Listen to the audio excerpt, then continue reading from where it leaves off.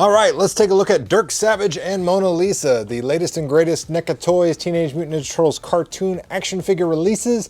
This 2-pack costs $59.99 and is exclusive to Target stores. So there's the barcode there if you want to do some hunting.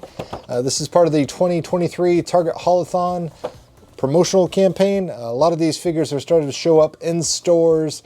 I personally just got super lucky and found all these Teenage Mutant Ninja Turtle figures on an end cap, so I grabbed while the getting was good because I'm a huge fan of these Teenage Mutant Ninja Turtles NECA Toy releases. Packaging is pretty much identical across the board for all the 2-packs. As you can see, we got the cross cell down here in the lower left-hand corner, as well as our little glam shots on the side and the back. So let's go ahead and open the packaging and check out these figures up close and personal.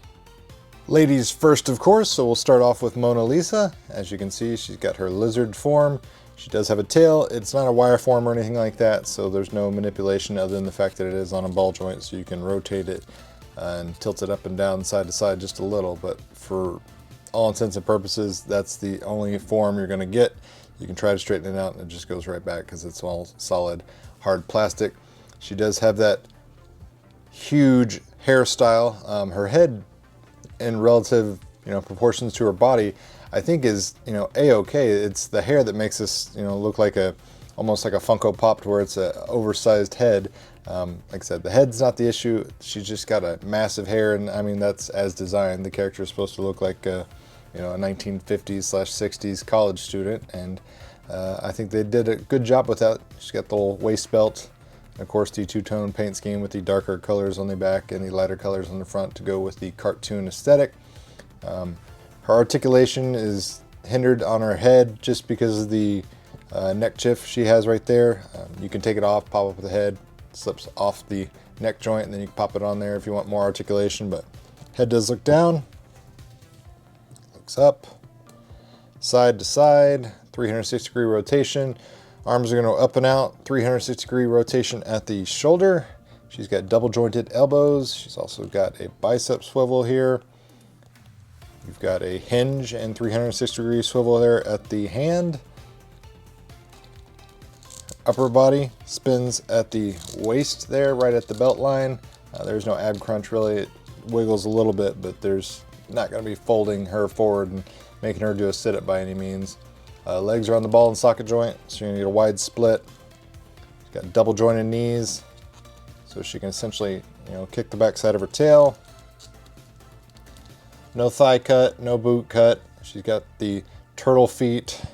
She's got one peg hole, so good thing about her is she has that tail, so it makes it a little easier to balance her.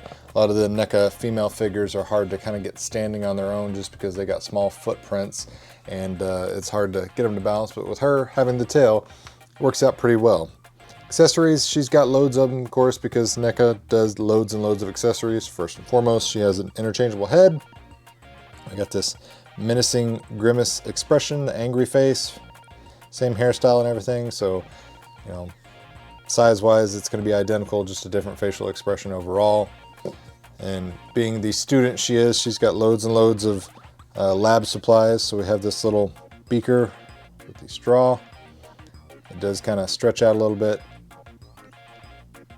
retakes its shape, which is nice. We have another one sitting here in a tray. Comes out. They even have the removable cork, which I thought was crazy because, yet again, it's another microscopically tiny piece that will almost all likely lose eventually. But I love that NECA goes to that length of making sure everything is accurate as possible. We got these little vials, little test tubes.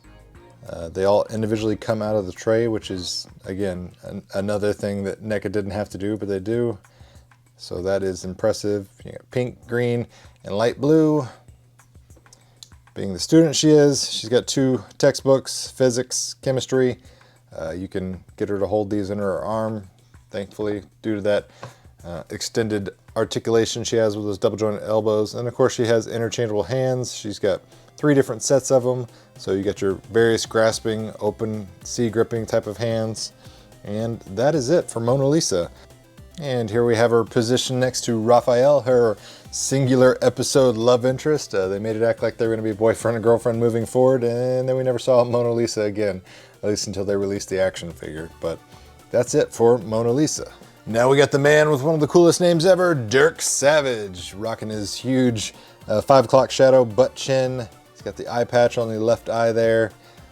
He reminds me of Gaston from Beauty and the Beast, just because of his outfit, his attire, his, mannerisms. But yeah, he is a mutant hunter extraordinaire. So he's got his tactical gear on, the shoulder pads, the over-the-shoulder sling right here. This is a little added accessory. It holds various weapons. It's got a nice little notch that goes through not only his sling, but it also clicks into his back. There's also a little notch on the backside there. That way you can get one of his weaponized accessories, his staff, place it in that little C-clip, be good to go.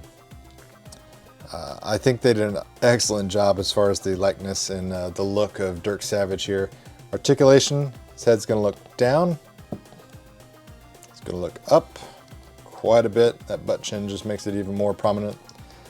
Side to side.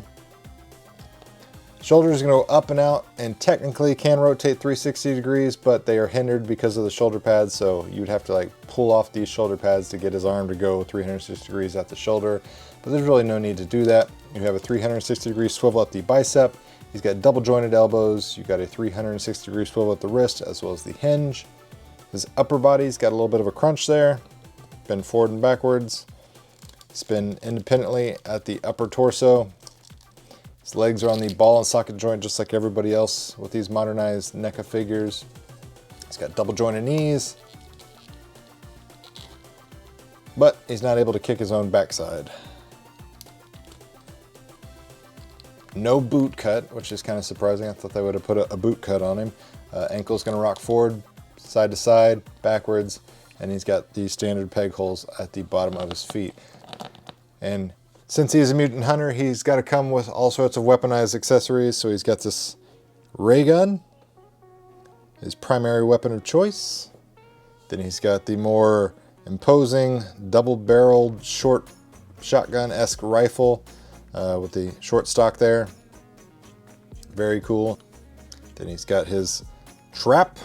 I believe he used this specifically for Razor when he was trying to capture Tokan Razor. So nice little mechanized trap there with the shell on the top. Then we have, I believe these were called compliance cuffs in the episode.